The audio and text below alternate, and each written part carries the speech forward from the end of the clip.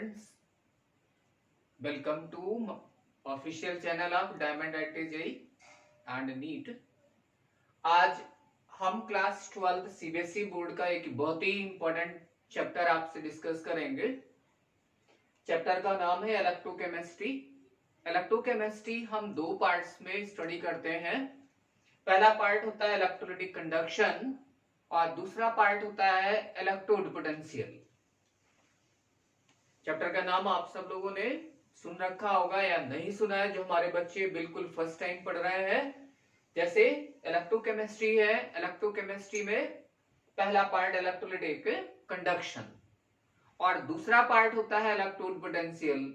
तो पहले पार्ट में हम इलेक्ट्रोलाइटिक कंडक्शन के बारे में बात करेंगे और ये आपका बहुत ही इंपॉर्टेंट टॉपिक है। इससे आपके बोर्ड में अच्छे क्वेश्चंस आस्क किए जाते हैं। इलेक्ट्रोलाइटिक कंडक्शन, इस टॉपिक में आपका जो फैराडेज लॉ है, तो फैराडेज लॉ समझने से पहले हम इस पहले डेफिनेशंस देखते हैं। एक टर्म आप यहां पर सीख लीजिए कि इलेक्ट्रोलिसिस। इलेक्ट्रोलिसिस, जब हम बात करते हैं इलेक्ट्रोलिसिस की, तब यहां पर देखिए ये एक हमने सेल बनाया, ये आप इसमें वाटर फिल कर दीजिए। इसमें कोई इलेक्ट्रोलाइट डाल दीजिए। इलेक्ट्रोलाइट मतलब आपने मान लो इसमें कोई सॉल्ट ऐड कर दिया, ये सॉल्ट सॉल्यूशन ले लिया आपने कोई भी। इस सॉल्ट सॉल्यूशन में ये आपने कोई मेटालिक प्लेट या मेटालिक रॉड डिप करिए। अब इसको मेटालिक प्लेट या मेटालिक रॉड ना कह करके हम इसको कह देते हैं इलेक्ट्रोड। क्या नाम दे दिया जाएगा? इलेक्ट्रोड कहेंगे। जब आप इस इलेक्ट्रोड को बैटरी से कनेक्ट करेंगे तब ये आपका एक डिवाइस तैयार हो गया। ये हमारा क्या तैयार हो गया? एक डिवाइस तैयार हो गया। ये डिवाइस क्या कर रहा है? आप देखिए, ये जो आपका बैटरी है ना, ये इलेक्ट्रिकल सोर्स है। इस इलेक्ट्रिकल एनर्जी को ये केमिकल एनर्जी में कन्वर्ट कर रहा है। तो द डिवाइस विच कन्वर्ट, ध्यान से सुनिए, the device which can convert electrical energy into chemical energy, उसको हम कहते हैं इलेक्ट्रोलाइटिक सेल। तो इलेक्ट्रोलिसिस कराने के लिए जिस डिवाइस की आपको जरूरत होती है उसे हम कहते हैं इलेक्ट्रोलाइटिक सेल बोला जाता है। इस इलेक्ट्रोलाइटिक सेल को बनाने में देखो हमने क्या क्या चीजें यूज किया है।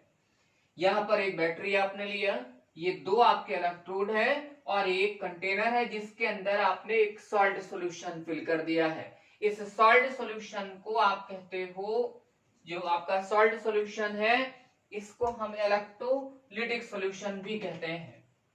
इसका दूसरा नेम भी आप लिख सकते हो, दिस इज इलेक्ट्रोलाइटिक सॉल्यूशन।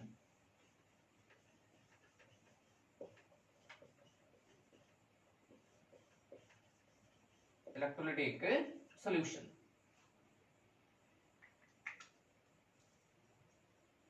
ये जब आप इलेक्ट्रोलाइटिक सॉल्यूशन इसमें फिल कर देते हैं, तो अब जब इलेक्ट्रोलाइटिक सॉल्यूशन आपने लिया ना, इसमें इलेक्ट्रोलाइट आपका डिसॉल्व है। इलेक्ट्रोलाइट, सपोज दैट, मान लो ये कोई आपका इलेक्ट्रोलाइट है जिसमें M पॉजिटिव और A नेगेटिव है और इसे आपने एक्वस मीडियम में डिसॉल्व किया है। तो अब यहां पर आप वाटर अगर लेते हैं तो ये H पॉजिटिव और OH नेगेटिव। इलेक्ट्रोलिसिस में अब आप देख रहे हैं दो आपके कैटायन हो गए, दो एनायन हो गए। तो अब इसका कंसेप्ट हम बाद में आपको समझाएंगे। मान लो अगर हमने मोल्टेन इलेक्ट्रोलाइटिक सॉल्यूशन लिया, molten electrolytic solution,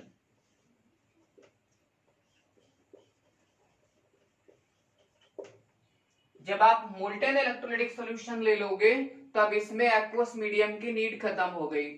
suppose that ये जो आपका हमने जो इलेक्ट्रोलाइट लिया था ना Ma, इसी का हमने यहां पर मोल्टेन सॉल्यूशन ले लिया। अब आपको पता है कि इसके अंदर M पॉजिटिव आयंस है और A नेगेटिव आयंस है। जैसे ही इन इलेक्ट्रोड को आप बैटरी से कनेक्ट करोगे तो आपको पता है कि M पॉजिटिव आयंस आपके कहां चले जाएंगे, कैथोड के ऊपर, और A नेगेटिव आयंस आपके यहां डिपॉजिट हो जाएंगे एनोड के ऊपर। तो एनोड आपका पॉजिटिवली चार्ज होता है और कैथोड हमारा क्या है, ये नेगेटिवली चार्ज्ड है।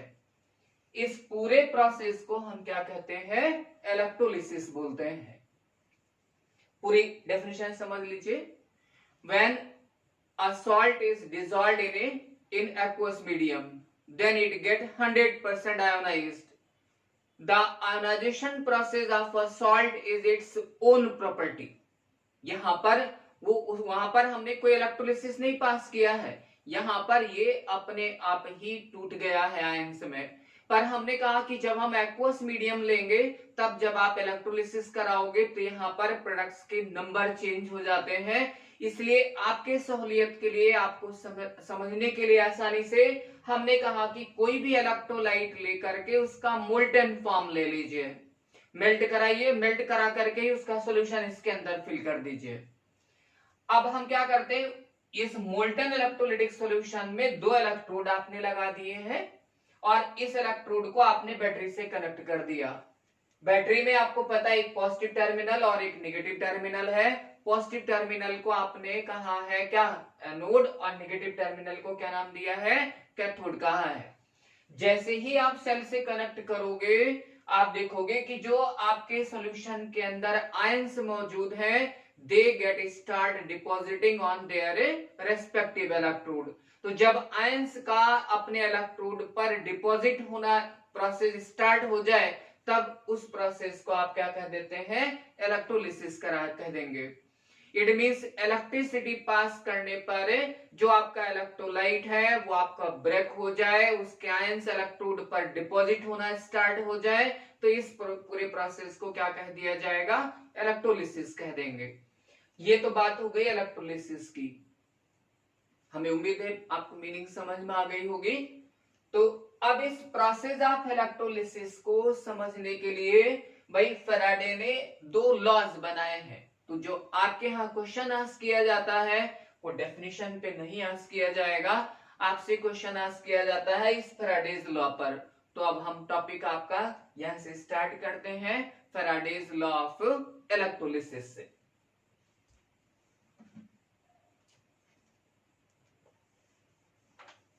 बात करते हैं हम लोग फैराडेज लॉ ऑफ इलेक्ट्रोलिसिस की। यहां पर फैराडे ने 2 लॉज दिए हैं, first law and second law. First law and second law, ये दोनों ही लॉ आपको बड़े आसानी से हम सिखा दे रहे हैं, आप कभी भी भूलेंगे नहीं। आप एक यहां पर इलेक्ट्रोलाइटिक सेल लीजिए, फिर उसी तरह से डिवाइस बना दो, ये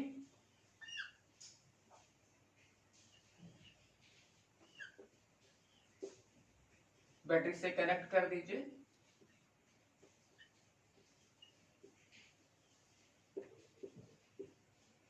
यहां पर आपने किसी सॉल्ट का सॉल्यूशन फिल कर रखा है, आइदर इट्स मोल्टन फॉर्म और it's aqueous form.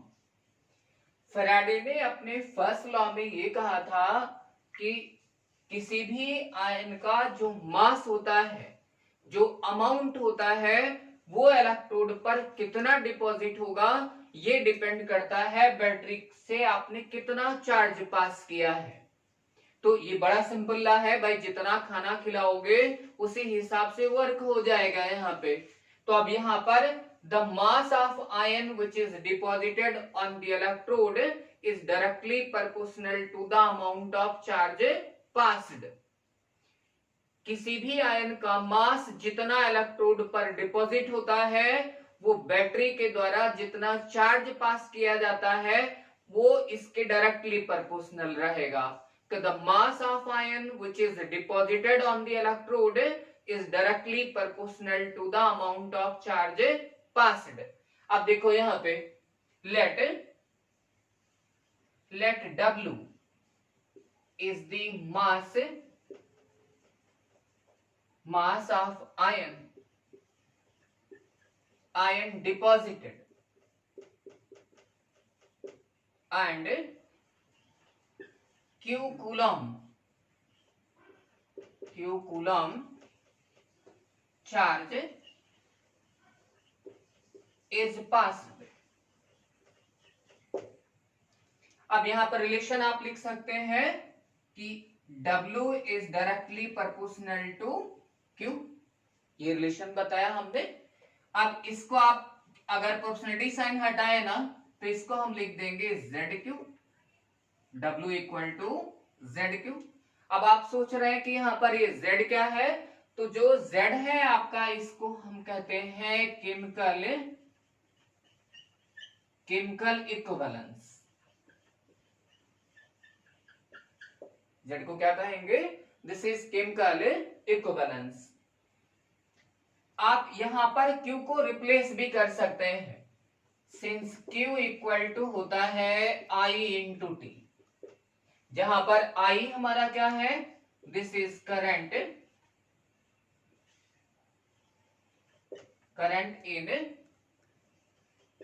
in ampere and T is time in second,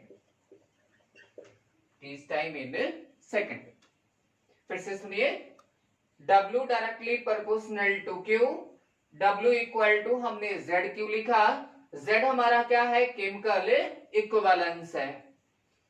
हमें पता है कि Q इक्वल टू होता है I इंटू T, जहां पर I आपका करंट है, करंट को हम किस मेजर करते हैं, वो एम्पियर में आप लोगे, और T जो है टाइम, उसको हमें सेकंड्स में लेना है। अब यहां पर ये जो आपका केमिकल इक्विवेलेंस है ना, इसको हम कैसे डिफाइन करेंगे, तो इसको आप ऐसे दिखा सकते हो। अब आप इस फॉर्मूले को ऐसे लिख दो, W इक्वल टू ये Z into I into T। हमने कहा कि if I equal to 1 ampere, if I equal to 1 ampere and T equal to 1 second, तो आप देखेंगे कि जो W की वैल्यू है ना, वो Z के बराबर हो गई। तो chemical equivalence is the mass of ion which is deposited on the electrode by passing of 1 ampere of current for 1 second. फिर से सुनिए, केमिकल इक्विवेलेंस आयन का वो मास होता है जो इलेक्ट्रोड पर डिपॉजिट होगा जब आप 1 एम्पियर की करंट 1 सेकेंड तक पास करेंगे। I repeat again, chemical equivalence is the mass of ion which is deposited on the electrode by passing of 1 ampere of current for 1 second। ये तो बात हो गई यहाँ पर। इस Z को हम दूसरे तरीके से भी देखते हैं। Z अगर हमें कैलकुलेट करना है तो ये होता है E by F के बराबर। Z equal to E by F, यहाँ पर E जो है वो होता है आपका equivalent mass, this is equivalent mass of ion, और F जो है इसको आप कहते हैं फैराडे कांस्टेंट, फैराडेज कांस्टेंट, और इसी को कहा जाता है फैराडे नंबर, फैराडेज नंबर, और इसकी वैल्यू भी होती है दिस इज 96500 कूलम। तो Z की वैल्यू निकालने के लिए E by F लेंगे, जहां पर E हमारा इक्विवेलेंट मास ऑफ आयन है, F हमारा फैराडेज कांस्टेंट और फैराडेज नंबर, जिसको हम कहते हैं 96500 कूलम। तो ये हो गया हमारा कंसेप्ट यहाँ पर कि फैराडेज के फर्स्ट लॉ में कैसे आप फॉर्मूला डेराइव करते हो, फैराडे ने अपने फर्स्ट लॉ में क्या बात कही थी। अब इसी फॉर्मूले को अगर हमें वेरिएशन देना है तो हम यहां पर ऐसे दिखा सकते हैं।